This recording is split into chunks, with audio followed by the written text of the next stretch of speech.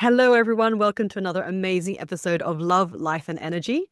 I'm your host, Michelle Chung. We have another amazing special guest. His name is Peter Williams. He's a psychic medium. And we're going to talk about creating space to attract your soulmate today. So if this is what you're always been curious about and you're wondering why that alignment has not been happening for you, stick around.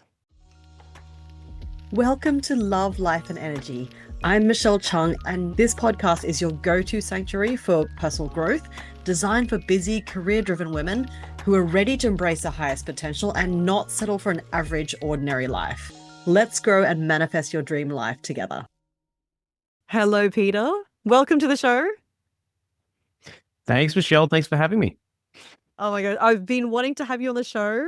Not only are you an Aussie, but you've been doing this for a very long time. And let me quickly introduce you so everyone knows. So you are a world-renowned psychic. You've worked with over tens of thousands of people over the past 12 years. You're also a spiritual coach. And having been in this world of the energetics and the soul, you're quite an expert on this field. And you've also been working on this since you're a teenager. So this is something that now you're able to teach people and help people with on their journey. And you have huge audiences coming to see you every time you do a live show. And your message is about honoring yourself and living your life. So thank you so much for coming on the show. Oh, thank you. Like I said, thanks for having me. And yes, it's been a journey. This is literally the love of my life in terms of finding it. And obviously one of the biggest questions that most people ask me is, how did you get into this? When did this start? Yeah. How did this start? And my journey is actually very different. It was pointed out to me, I didn't realize, but one particular lady, she was quite fascinating. She interviewed a lot and she wrote a magazine. And when she interviewed me, she goes, you're fascinating, because for most people, when they start this journey or open themselves up to this world, so I call it the energetic world because that's what it really is, boiling it down. We can call it spirit, universe, souls, all the rest of it. But opening yourself up to that, quite often it was found that a lot of people have to experience some level of emotional trauma to start accessing this world. But what was interesting for me is like, I didn't have that. I was actually this really curious teenage boy at the age of 13. And from there, I just knew there was something beyond this world. And so I was just very curious. I went looking for it. Of course, fortunate that was the early stages of the internet with 56K dial-up modem. So be aware of that. Don't pick up the phone because otherwise you lose your connection. So it was back then, and I found a couple of particular exercises with meditating. I taught myself to meditate when I was 13, 14 and started channeling when I was that. And I had my first connection with the spirit world and channeling the information through. And so the door was always there. I literally just opened it, and it's been the door that I've been waiting for my whole entire life. Oh, wow. So when you said that most people have some kind of emotional trauma or like impact moment or some kind of catalyst. Yeah. Your difference was that you had a knowing. Can you describe that feeling? And knowing is very hard to describe, but it's when you have a knowing, and if anybody's aware of or done any kind of sense of ability training or trying to tap in or reading of some sort or healing, when you receive a knowing, it's not within your head. It doesn't happen in your mind. It's actually something that is embodied. It comes completely through in your body. It's all in your cells. And it's very hard because it's almost like your mind in your head can't comprehend the knowing. It's just a certainty. And so that certainty was, there's something more. I know that there's something more. That is very hard to justify or find people to talk to about when you're 13, and especially as a boy. So it was a very, let's say, very quiet journey and discovering when I did go through the process. But it was just, there was just a longing for it. And obviously, upon reflection, and like when I published my book, Searching Spirit, which is my memoir about the journey, I started to realize there were earlier breadcrumbs, but of course I was too young to recognize them. But yeah, so it was just, it happens, you have this feeling, and it was just this curiosity and this like push or nudge to go looking for something more. And so I just followed that. And I'm so grateful I did, because I now look at it and going, if I didn't, I can't even imagine who I would be. So it's a wonderful process, but it's a pivotal moment. It changed the trajectory of my life, like literally Wow. really did.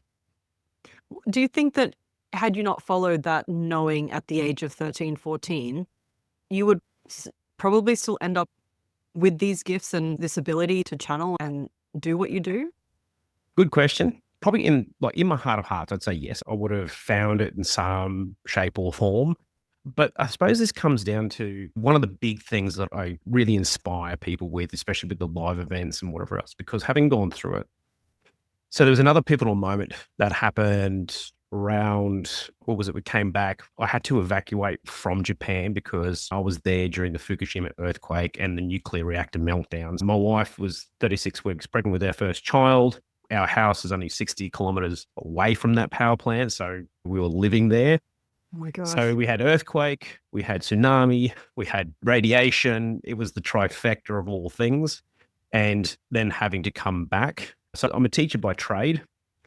And then, but it really shifted me in coming back here. I moved into this path and had more experience, and I haven't looked back since. And so I've been doing this full time now for the last since 2012, 13. And it's been an amazing journey because I can tell you right now, like obviously reading for people one on one to start with, moving into doing groups, then literally going and traveling Australia, New Zealand, overseas, Japan, America, talking to live audiences. That was not even on my radar as a teenager, or no high school guidance counselor was telling me, I think you should follow this path. Right. So things of it really woke me up and to really lean into, hey, I have something that's really natural to me and run with this. And it's made me happier ever since. Wow. I guess everyone's curious, like, how do you exactly, what do you do exactly as a psychic medium? What that looks like? Because I'm sure a lot of people might have seen on TV or the something. Could you explain to us like how it happens for you? Yeah, yeah. So to break it down, so obviously there's the two words. You've got the psychic and you've got the medium. So it's all energetics, but it's almost like different tools. It's no different to being a builder. You might need a hammer or you might need a saw. Okay, so you use both of them to accomplish the objective. But the psychic side of thing is a direct energy. So it's where you're connecting directly with the energy of people in front of you or an object or something in our world. So that's a Hmm. psychic energy. So you're reading for your past, present, or future for yourself or the people around you. It could be connecting in with your mum, your dad, or a coworker or a friend, and they come through. That's a psychic energy aspect. The mediumship side, that is where you're connecting directly with an energy and the soul of someone who has passed over. But when you do that and you're doing it like what I would like to say properly, or you're doing it in a very good manner and have good ethics, then you are literally bringing through enough information and evidence to validate who you are speaking to. So that's when I'm doing my live shows. That's what I focus on because I work with the spirit world. I allow them to come through. I get to see them first. So I get to give you a physical description of what they look like: height, hairstyle, hair color, face, facial feature, clothes, what they're wearing, and then whatever other beautiful memories and emotions they wish to pass on. That's what I pass on. And then usually someone in the audience says, oh my God, yes, that's their name. Yes, that's what they look like. Yes, that's what they passed on. And then you establish that connection and you pass on any other messages that they will have in that moment. So that's how it works on both sides. And you can you got to decide, people go, what are you looking for in your life? Are you looking for your guidance in your life right now? Then you're looking at the psychic energy. Some people going, I've lost a loved one, I'm still grieving, I'm still hurting, or I need some help around that. Then you're looking at the mediumship side of things. Mediumship is far more, it's a beautiful craft. It's a beautiful art. It's very energetically tiring, far more so than the psychic side of things. But when you do it, it's just absolute magic when it happens. But that's the two differences in a nutshell. Wow. And so how did you develop your own skills as a teenager? You had the knowing. What was the next step for you to really fully step into and embody this world? Yeah, so when I first started, it's like meditation, that was like the first, just clearing, like just learning to stop and just be. So I found that very beneficial to do that at a younger age because you don't have all the extra responsibility as you do as an adult. So that was a bonus. But then that led to channeling. And the first part of the channeling what I did was it's called automatic writing. And that is where you literally in a meditative state, deep enough where then the energy and the person stepping forward will move your hand for you. Now, of course, when that first happened, I'm not going to lie, of course, I shat my pants. I was jumped up out of my completely came out of that meditative state. The pen went way, the notebook went the other way. And this is happening at 2:00 in the morning. Wow. And I'm there going, oh my God, what do I do? What do I do? What do I do? And I really wanted to tell someone. But of course, it's 2:00 in the morning. I'm pretty sure my parents wouldn't appreciate me waking them up to say, I spoke to someone on the other side.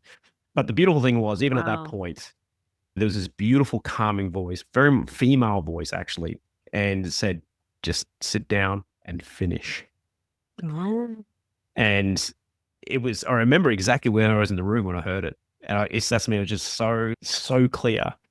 And I was like, and then this beautiful wave of energy of, okay, so let's sit down and finish. It's almost like all the excitement and even all the worry or the angst that it all just dissolved, just literally dissipated. And so I sat down and finished and I worked it out and I've still got the transcript today. So because I connected with a person who had passed, they were New Caledonian, got the age, passed of a heart attack, got the hobbies, I've got it all written down.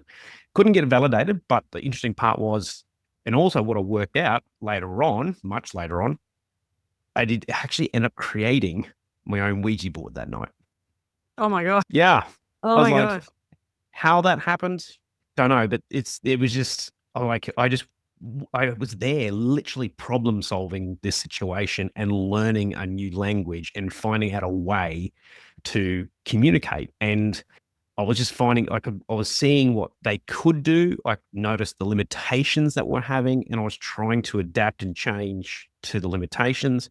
And I found it a way. And then, yeah, I was like, it wasn't until about 2-3 years later, until I knew what a Ouija board was, that I looked back on those notes. I'm going, oh my God, I've created a Ouija board and I didn't even know it. So there's a knowing for you. Wow. Okay, so hang on, so many questions. So the voice came through. Pandora's box. Pandora's box. I love this stuff. So that voice, the female voice that came through, was that of the spirit that you were channeling? No. What was that voice? Totally different. Totally. See, at the time, it was just a voice, and it had no guidance. Yeah, it had no body. It had no embodiment. It had no body. It had no sense of a person. It was just I heard it. I knew it wasn't mine. Yeah, and it was like your higher self or something, like mental. No, but now no, it's my master guide, and her name's Heather. Oh, cool. So, oh no, look. How long is this podcast going to be? I could take it down the rabbit hole big time. No, but it's just, but see that again, it wasn't until I moved back from Japan after the evacuation that my guys and all of that, they're like, okay, now we're leveling this up because they go, same thing. So quite often it was interesting because that's how I started. There's been moments throughout my life where I literally get this message and knowing, but almost being not possessed, but it's like really being pushed. And I get this whole feeling of you need to sit down and write. And that means I need to be with myself. I need to do this. And there was one moment there when we were back from Japan, they did that. And that's when all of my guides, literally, I sat in the room. I remember being in the bedroom, being there, and they all appeared to me in the room. Wow. You saw them? And yep, saw them, and they were standing there. I was like, cool. And I got introduced to each one, and they gave me their role. They gave me their title, what they do for me, how they're playing, like the role they're playing in my life. And I was like, and here's the thing, like anybody who's interested in this world and does this, we all want to know, like our guides, who's my guide? Now, I can assure you, I was exactly the same from the age of 13, but I had to wait 20 goddamn years before I found out. So it doesn't matter how many like other psychics meetings I asked over the years, no one could really tell me. They might give me some information, but I now know why. Because when you are really on this path, of Mm. doing this type of work, that meeting and that connection with your guides is sacred. It is something so special that you look at it and go, I wouldn't have wanted anybody to take that away from me, because it is a special moment. It's like a coming home to self. And it's Mm. like connecting with a whole bunch of friends in a way that that's the feeling. That's the best way I can describe it. And you've got this support, and at the same time, you're like, oh, this is new, but okay, let's roll with this. So it's a very fascinating journey in that aspect of it. But I now know that it's been her all along with the voice. Oh, that's so cool. Oh my gosh. I think people are really wanting to know how they can do this for themselves, because there are a lot of women who are listening to this who are Hmm. searching for their partner, who are wanting to attract their partner, and talking about creating space to attract your soulmate in this episode. Yeah. How can we use or utilize the spirit world or our soul or our own master guides to give us a life that we want and the love? Let's me can totally. That's why I love talking about it, because I was on a path where, and this is the part that like I do talk about in, that's why it was Searching Spirit. That's why it's the title of my book, because I was always looking for something more. And the whole idea is, once you open yourself up to this world and this energetic world, the spirit world, and understanding that there's a little bit more, your world changes. Your whole world and life will change. There's something there. And so I know what it's like when you're trying to create or attract things in your life that you really desire or want. I was no different. And there was a period there, but the way things happened, I was in the good old 9 to 5 job. To a point, though, like it served its purpose at the time, but then like it started to drag on, and it got to a point where I was doing 9 to 5. I was traveling and commuting 2 hours on either side of that. It's becoming long days. And now I've got 2 kids and 2 young kids. So I'm coming home. I'm exhausted. I don't feel like I want to connect with my wife. I don't feel like I want to connect with my kids. So I was literally being drained. And I literally always, the way I describe it is like literally the soul life force of me was being sucked out of me. So much so that I went to a very dark place. And that dark place took me to the edge of, I thought the world was better off without me. So I've learned these lessons also the hard way. So as much as I've had this understanding and connection from when I was younger, but the truth of it was I wasn't really owning or connecting with myself properly. I was so fixated on the 3D, trying to make things work here, that I Yep. wasn't in any kind of sense of energetic alignment with myself, my head, and my external world. So this is when we talk about creating that space. Now I look at it, I'm very fortunate. I met my wife, and completely unexpected, wasn't even looking at the time, met her when I first moved to Japan. Within 3 months of moving to Japan, my whole idea was to travel around the world. I was hitched up, and within 3 months, it was like, Oh, wow. it was just like, okay. But I Alignment. look back, because a lot of people do ask me about, what's the thingy? How do you track that person? I look back and go, what's the difference? Number one is I wasn't really looking. Of course, I was open to it, but I wasn't actively searching for it. Second thing was I was emotionally happy. I was in a Mm. state of vibration and frequency where I was living my best life. And the best part about it is, because of that, I attracted in, and I was open, and I getting this beautiful Japanese lady come into my life who's of the exact same frequency as me. We literally have fun together. We are like sometimes just stupid. Like people look at us and we're the biggest little toddlers together. Oh, And it's really fascinating. But because I was in that space, I could attract that person in that space at the same time. And that's a big thing. And so even anywhere in your life, it's about creating that space. But if you're full of the everyday stuff, if your mind is full, like this mean like this is what makes us top heavy, and it means we have no space. And that's why we've got to create space in order to attract whatever we need to in our life. Okay. Yeah. Now, this is something that I take people through because literally, even before we hopped on this podcast, I was literally talking to a lovely group of 20 ladies, taking them through, like, it's called Get Out of Your Head. And I take people through this. I just love sharing this information and taking them through this process, how quick, how simple, how easy it is. Because if you're in your head, you are not in flow. And you need to create that space. You can create that space, you can do it. Now, this is not even just talking about energy. This is now scientifically proven. And through this little interactive session that I do, I show them this because the top people in the world of whatever you look at any industry, like I literally take I take Neymar, who is a world famous soccer player.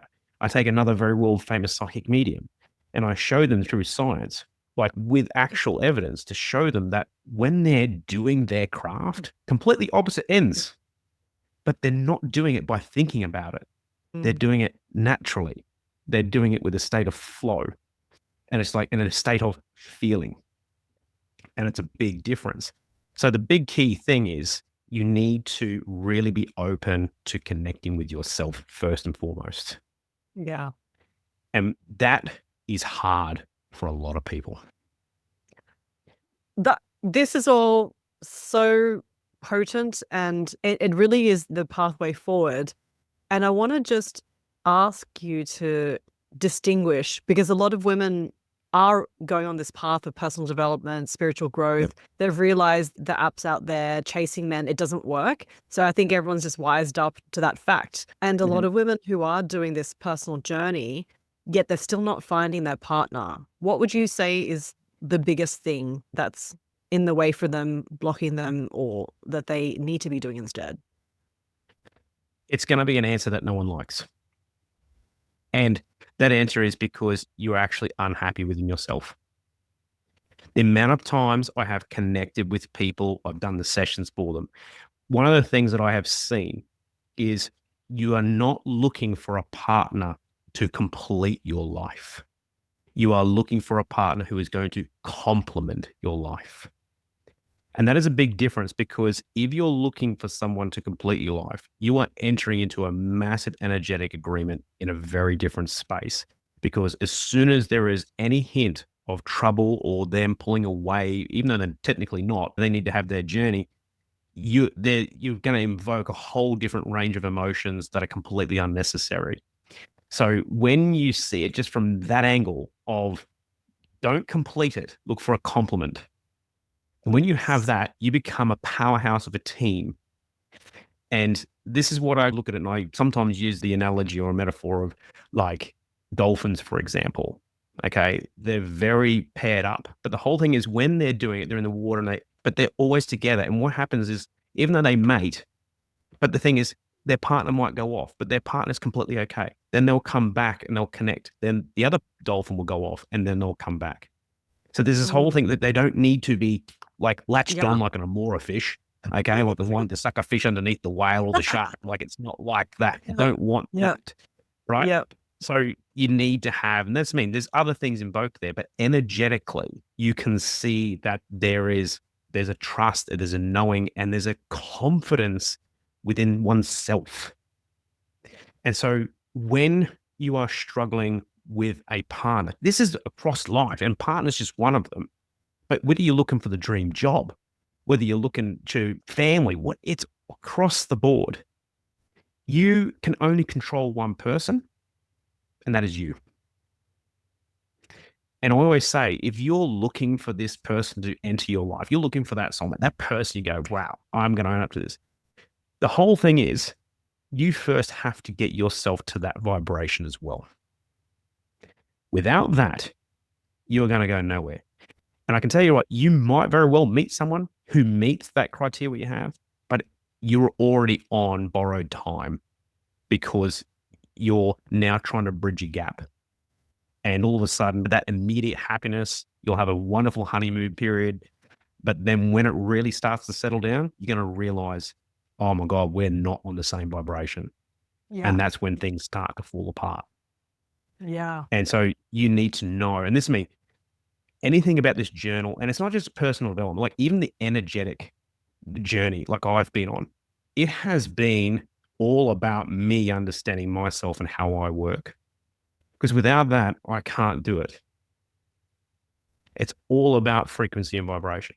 And so you need to understand, it's cool, I need to be that. Now we can write down the lists and have a 100-point plan of your perfect partner. Yeah. That's great. Checklist. But now if you have that, okay, if anybody's listening, which I'm pretty sure some of your audiences will, which is great. I love that you've sat down and you've really worked that out, because that's a positive step.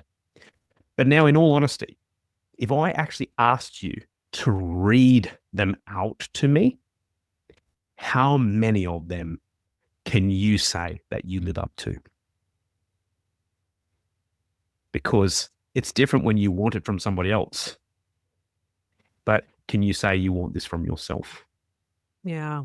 100%. Why are you then expecting someone else to be at this level when you're not holding yourself to the same accountability? And that's the mismatched frequency, isn't it? Bingo. Yeah. It is. And that's where it starts, because, and then here's the other thing. Let's flip this for a second. This is where I get really excited, to be honest. When you really get your frequency right, you'll find you've got more people coming into your life and you're going, nope, nope. You become so wonderfully protective of what you have. You will only know when the right person comes into your life to allow them in, because you've worked hard. You've nurtured this. It's like this beautiful Garden of Eden. And then you don't want any old person to walk into this. So for most of your listeners being female, right? You're Eve in that garden. You want to make sure it's the proper Adam walking through the front gate. Okay. Not the fake Adam. Exactly. You don't want, it's just like, you want to make sure whoever's coming in is going to appreciate you and what you have built and what you have. They're going to see it for the entirety.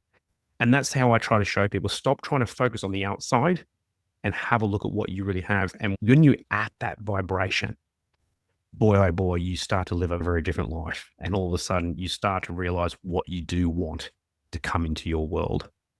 It's a powerful thing when you flip it. So think about yourself, and are you protecting it? That's I mean, and this is what I come back to. If you're seeking someone, you're looking for someone to complete your garden. No, that means you feel like you're missing something. You're not missing anything. If you feel like you're missing something, of course, don't get me wrong, having companionship, having love, these are beautiful things. And I think everyone deserves to have them. But if you are not happy within your own company and you're not happy within yourself, no one can make you happy. Yeah. If they do, it'll be temporary. 100%. 100%. You've hit on so many pertinent things, and a lot of women are going through this or have been through this, and I think they just get exasperated because they're like, oh, I've done all this work on myself. I'm good. I love myself. I'm all those things, but they're not finding that match, and it feels like there's just more layers beneath that. A lot of them, trust issues. There's so many blocks and things, and I want to just switch that a little bit. Yeah. A little bit off tangent, because this is something I wanted to speak about before we got on this episode. Yeah. I wanted to discuss is like that shift in consciousness, because I think this is very relevant for where women who are single trying to find their soul partnership on that aligned frequency. What is actually happening in the world right now, where there's a lot of men and women who are single who just can't find each other, or who are not able to align in that way. Can you share from your experience what you've been seeing out there? Like, it's August 2025 now that we're recording this. What's been happening? We are in a massive shift of consciousness. We're what I call, and most of us call, the Great Awakening. It's a good thing, but it's also a little bit harder, because a lot of people who are experiencing the awakening now. So, and what I mean by awakening is you are now starting to understand that there's a bit more to this world. You're experiencing like what I was experiencing at 13 or 14. Okay. And that's all it is. I'm a little bit ahead of the curve. That's all it is. And because of that time, I've got that little bit of more understanding or wisdom or whatever else. And I know that that's why I'm here to share that. And that's why I love being on here and having a discussion about it. But where it's at is there's two things to that. So number one, a lot of people going through the Great Awakening really starting to wake up and go, what am I doing with myself? Is this really what I want? And that's a beautiful question. It's a great question, because if you can even thinking that, or you've been asking yourself that, you are now light years ahead of a lot of other people in the world. Okay, so that's a beautiful question. It's a messy question. Okay, I know you. That's like it. There's no. This is not sure. Here's the answer for you. So it's a messy question, but it's a very powerful one. But then it's because of that. So a lot of people are going through that. Now, coming back to what you're stating about where, okay, there's a lot of people having this, but they're not finding each other, is because there's two things with that. So number one is because they're also going through the awakening. So there's a readjustment. You can't all of a sudden have this shift and expect you're going to slot right in and go, oh, okay, Yeah, perfect. it's It's all not done. clean. Yeah. No, it's like I said, it's messy. So you're going through that, and your potential partner is also going through the same space. Because if you're going through this and you're now looking for that beautiful aligned soul partner, guess what? Like I said, we're talking about, they're going to match your frequency. So they're going through their messy shit too. Yeah. Okay. So, Love it. and especially for guys, I'm just going to put it out there, right? Guys going through the Great Awakening, love it. There is so many more guys coming forward and opening up to it. And I'm actually even finding in my audiences, it's shifting from, we've gone from about 2 to 3% of men being in my audience to it's now moving closer to 10%. So Oh, wow. I know that's not a big change, but for me in 10 years, that's massive. So out of 100, I now have 10 men in the room versus I'd have 2 that are usually been dragged along. So it's a very different space. But the guys who are going through this, a lot of them are going to struggle more than women. There's one reason why. This world, this energetic world, is actually governed by emotions. It's an emotional realm. It's all based on emotions, okay? Emotions. EMITION, okay? E. E means energy, motion, energy in motion. That's what an emotion is. So it's all there. So now women are naturally geared for emotions. They're emotional creatures. Doing this work, doing any form of channeling or healing, believe it or not, it's feminine work. Hence, you will find a lot of guys who are doing this work. You may very well find that they can be like finding different partners. They're much more fluid with their gender and their sexuality and all that kind of stuff. So it's very fascinating. These are just observations across the board. So for men to go through this awakening as well, it's super challenging. So it's messy for them. So and it's kind of like general life. Sorry, ladies, men, we're a bit slow on the uptake with a few of these things. Give us a little bit of space, a little bit of room to catch up, because it's no different. Like girls mature faster than boys. Yep. All right. And I don't think that changes even when you're in energetic level. and it is. So for guys, it's a lot harder. Believe it or not, from a male perspective, I tend to find a lot of guys who actually are more awakened. They are saying to me they struggle to find the energetic match in their female partner. Yeah. Because they're finding that the females that they're attracting are far more masculine because they're more career driven. They have this and they go, but I just want someone who's going to be. So it's really fascinating to see the flip of the script a little bit. So you have that. So so you've got that kind of, it's messy on the awakening part of it as well. So they're going through it, and men are going to take a little bit more time to get there. So you'll find each other. It's just, you've got to create that time. And this is a conscious planetary shift we're going through. Yeah. So and a lot of people are going through it. It's only going to be more and more, especially as we move over the next 10 years. Oh, thank you so much for addressing this, because I think it's the big ass elephant in the room that women are going, there's no good men out there. We've tried. And the common complaint, they're all gay or they're dead. And it really is, like you said, it's just catching up as well, because a lot of women are in this inner work journey, this spiritual journey, this feminine pathway towards realigning and rediscovering your true spiritual self. So thank you so much for answering that question that a lot of women are already thinking, where is my soulmate? And a lot of the time I'm also saying, he's on his path as well. So don't you worry. He's going to be there, but he's got his own stuff to do. So just stick with your stuff and he'll stick with his stuff. And as the world is shifting, and those men that you're talking about looking for their conscious partner, and these women that I'm working with as well, this will all start to happen.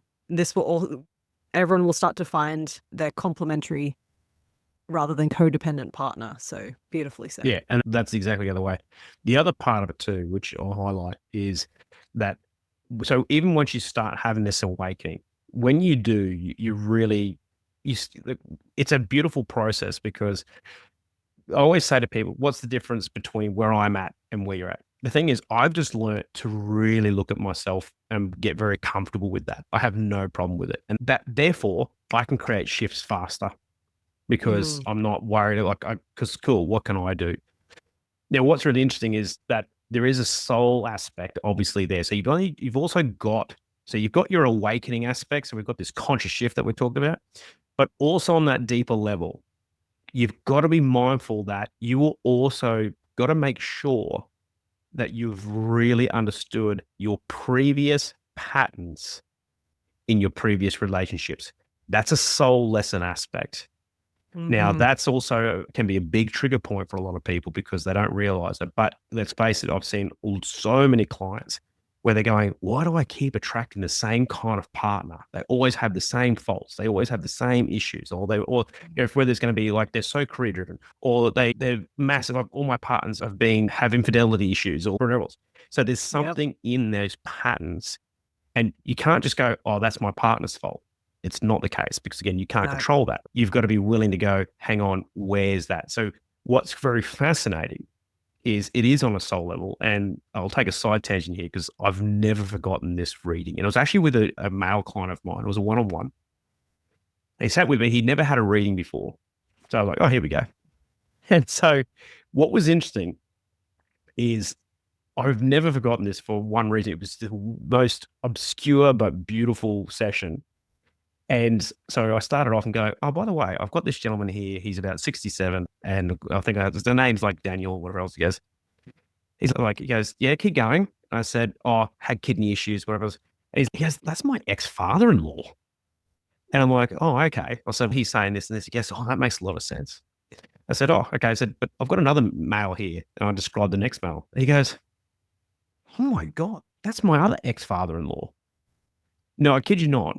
3 male spirits came through for him. They were all his ex-father-in-laws. Wow. He'd been married 3 times. And guess what the whole session was about? His relationships. Because he was not seeing or understanding the lessons out of each one. Yeah. And by the end of it, he was absolutely blown away, going, not only have you brought them through, you've described my partners, ex-partners, you've described what happened in our life. He goes, you've given me such a different perspective on seeing these things. And it was also a point I said, mate, don't beat yourself up about it. But now you're seeing, he goes, I see things so differently now. Oh, but it took his ex-father-in-laws to come through, 3 of them. From the other side. From the other side to give him that insight. So I've never had that happen again, but it goes to show you that that's a deeper thing for him. But it was also interesting is his ex-father-in-laws are helping him to understand what he needed to take away from it, because it wasn't all about, he took it very personally. He took almost every relationship very personally, but there was a beautiful insight there. But it just goes to show you that sometimes what you are going through, because every partner is a beautiful learning. Yeah. And it's there to that's the karmic aspect. That's a whole different conversation, but you still need, and you can start to unravel some of those patterns that you've acquired. And that's a big step. So that's the second part of it. If you don't start looking at it on a deeper level, you're going to take that with you into the next relationship anyway. Yeah, 100%. There's so much beautiful work. It's a journey. And I think we always feel like, oh, if only I get this, then I'll be done and I'm good. We always want to get to the end of that part where we constantly need to tell ourselves to shift that perspective to, it's the journey. It's a process. I'm going to keep going. Yeah. It's amazing. I've never forgotten a session I did in Japan for a Japanese client. And she sat down and I was just like, I said, this is interesting. They're telling me, I said, you're going to be engaged and married in 6 months. She goes, that can't be possible. I literally just broke up with my partner of 6 years, like last week. I said, it's there. I said, you're really happy. Everything's there. And she had trouble comprehending it. But literally, she messaged us 5.5 months. She goes, "You wouldn't believe it. I'm engaged. I'm the happiest I've ever been in my Oh, life." that's And it's amazing. interesting because people misunderstand what it was. I said, because you're now ready, because you've been hanging on to this one for too long. And, Created you know, space. yeah. And it's like now you've Uh, fully understood it. You're letting go of it. You're yeah. creating space for the right person. And it Uh, was interesting. She says, "I'm not ready for the next person." No, she was. She created space. The trouble is, she was hanging on to it for too long and mm, didn't have the space for it. yeah, So that's it. it's a very interesting perspective again. That's beautiful. Yeah, like it's you have moments like that where people just look at you and go as if like it's another client of Something. mine. I've never forgotten this one because she rang me one day and she was in tears on the phone. She goes, "I need to come see you." I'm like, "Whoa, what's happened?" Honestly, I thought someone had died because that's just the amount of tears. No, I just need. Okay, cool. Look, I'm free in 90 minutes. Make your way up. Fine. Which is like she was in absolute distress. By the time she reached my office, she had calmed down. She wasn't crying, so that was a positive. But she literally said, "I'm so sorry." I'm like, "I'm lost. We're crying. We're not crying. You're sorry." She says, "No, I literally took the recording of our previous session and I listened to Mm, that on the way up here." She goes, I did everything you told me not to do with this previous mm. relationship. And it's like, I was even giving you the patterns, helping You you to got the identify the learning. patterns, Yeah. but you still have to learn it yourself. You still Uh, have to go through that's a it. great lesson. Always the And teacher, yeah, Peter. I like Yes. this part of, Amazing. but always it is, but it just goes to show you, even that you can, like, yes, you can come to someone like me, or you can go to another reader Yeah. and you can say, "Oh, what's my Yeah. soulmate look like?" But here's the Mhm. thing, you are still going to have to go through your lessons. You're still going to have to do the Yes. work to get there. Yes. And that is something that you can't deny. Yeah. But I know your listeners, like, they're in the self development, they're in that. But it's just remember, be kind to yourself on it and just look at patterns. It's self development doesn't mean you have to be able to sit there and put your hand on heart and go, "I love myself." It's not like It's not, that kind of yeah, that's a level. tiny part of it. And it's more about going, "I'm really comfortable with myself," or "I'm prepared to work at this and this is going to take Yes. some time." That's the It's shift. because that's the word. It's a That's shift. the shift. Yeah. And How once you're how in that vibration, it's powerful. 100%. It's definitely shifting from that energy of please fix me to I've got this. That's the self-empowerment, and that's really where we need to come back to. So that's beautiful. Massive. How do you work with people now? You've got programs, you've got live shows. How can people work with you? Get in touch with you? Yeah. So if you're more, so there's the different kind of aspects there. So if you come along to the live show, like the live show is more about that mediumship and it's about there. And I like to inspire people from stage and using that whole, method of remember, live your life. The biggest lesson that our deceased loved ones, or I say the biggest lesson that our past loved ones give us, they're like, please let them know that they're the Mm, ones who are still living. But are you truly living, mm, or are you just existing and surviving? And that's a massive wake up call because they're like, "Hey, I'm over here. It could be a 29-year-old and going, I'm already over here, but you're still there. What are you doing with it?" They don't want us to sit in the grief or the pain. They just want us to realize what's good for us. yeah. So if you're looking for that kind of thing, that's when you get, okay, you can come along to the show. But now it's more about I work with the soul. That's why I'm the inspirational soul. The soul is my jam. I love understanding the soul, working out the patterns of the soul, everything for it. I have like a couple of like programs, but the biggest one is I have my connection community. So where we go through things together. We have meetups, we have discussions, all the rest of it. But the big programs that I do awaken your soul. Okay. Mm, And that's really kickstarts everything. And then if you do that, I usually give and work with people one on one with an energetic insight session. So it's a real mm. beautiful combination of things. I love it when people think they've gone deep and started looking at themselves. I come in and just saying, guys, you've got to be prepared to work because I will give you the spiritual bitch slap if you need it. Because the energy never lies. I can tell when you're Yes. holding back. I can Yes. tell when you're lying to yourself. And it's just like I'm going, and people say one thing, and I'll be like, your body and your energy is telling me something totally different. They're going, yeah, it is. So we do Awaken Your Soul. We've got the Soul Reboot mini retreat, which I host obviously here in Australia on the Sunshine Coast. That's a 3-day spiritual buffet. I'll turn you inside out like Mr. Potato Head, pull all the parts together, put you back together. They won't go back the same. So we do that. And of course, I have my big program, which is the Soul Connections program. That's the 12-year where we go really deep through everything, teaching all of the things, self-reflection, going into the channel. And of course, we have the retreats based on that. It's taking a group currently with Fiji. And next year, I'll be taking a group to Rome in Italy for connection with the soul and past lives and all that stuff. So good. You got such exciting programs. So everyone, if you loved listening to Peter, make sure you reach out to him and connect with him on his website. We've got a link below. You've got something cool that you're giving away as well. Do you want to quickly about that? That's the get out of your head. So if you just want to know, like my biggest thing is experience this for yourself. So very quickly, it's like we were talking about, like, why have someone tell you when you can experience this for yourself? The beautiful thing is I can teach you how to stop. I can teach you how to connect with yourself, your soul, even your past loved ones in less than 10 minutes. And I take you through this process. It's a online, free, interactive session that I do. Love doing it. Like I literally just took 80 people through it over the last day. Love teaching it. And warning, if you come to that, bring your tissues. Just saying. Amazing. Thank you so much. Is there a final imparting word of wisdom that you'd like to share that you've just channeled just now? What came to me straight out, it keeps saying to me for you and your audience is everyone listening is believe in yourself. It's because without that, you can't reach that vibrational frequency. You need to believe in yourself and you need to believe that you are worthy. Thank you.